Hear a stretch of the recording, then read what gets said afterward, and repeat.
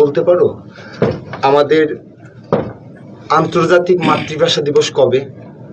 আন্তর্জাতিক মাতৃভাষা দিবস, মাতৃভাষা দিবস,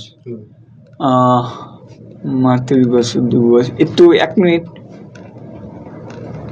26শে মার্চ। 26শে মার্চ। ওয়াও, তুমি অনেক ভালো জ্ঞানী, এটা বুঝতে পারছি। বলো তো 21 তারিখ কি? 21শে ফেব্রুয়ারি কি? মহান বিজয় দিবস। বিজয় দিবস না, ভালোবাসা দিবস। 21 তারিখ ভালোবাসা দিবস। ঠিক আছে, তোমার তাহলে বলতে হবে 14ই ফেব্রুয়ারি কি? ও না, সরি, মানে সব গন্ডগোল হয়ে যায় তো। ওই যে মনে করেন যে ওই যে হাতটা, 14 তারিখ কি? এটা ভালোবাসা দিবস। তাহলে 21 তারিখ কি? 21 তারিখ হচ্ছে আপনার 21শে ফেব্রুয়ারি আপনার মহান বিজয় দিবস। বিজয় দিবস, আলহামদুলিল্লাহ। হাততালি দিলে আমার 21শে ফেব্রুয়ারি বিজয় দিবস। ঠিক আছে, বিজয় দিবস। আমাকে একটু বলতে হবে যে 16ই ডিসেম্বর কি?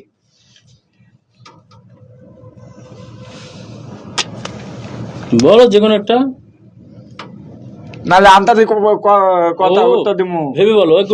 গুড, ভালো। ঠিকটা বলো, বেশি চাপ দিও না, বেড়ে যাবে। 16ই ডিসেম্বর মহান বিজয় দিবস।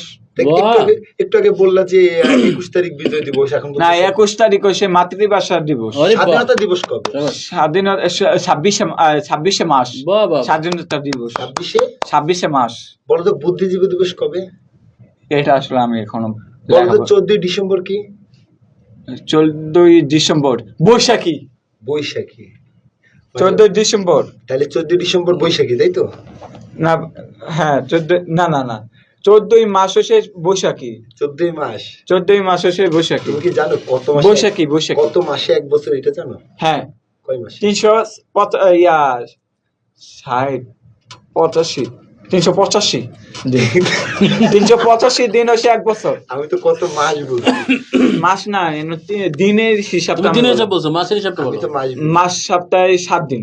মাস সপ্তাহে 7 দিন ভাই, সপ্তাহে 7 দিন। কয় মাসে এক বছর, এটা জিজ্ঞেস। এটা তাহলে হিসাব করতে হবে। কয় মাসে এক বছরের হিসাব?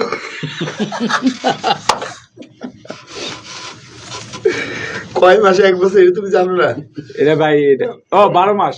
সেইটা এটা ওইটা, এটা 12 মাসের নাম বলো ভাই। এখানে মনে করেন যে এত ব্রাইন্ডে যে চাপ খাচ্ছে, আমি আসলে আমি সব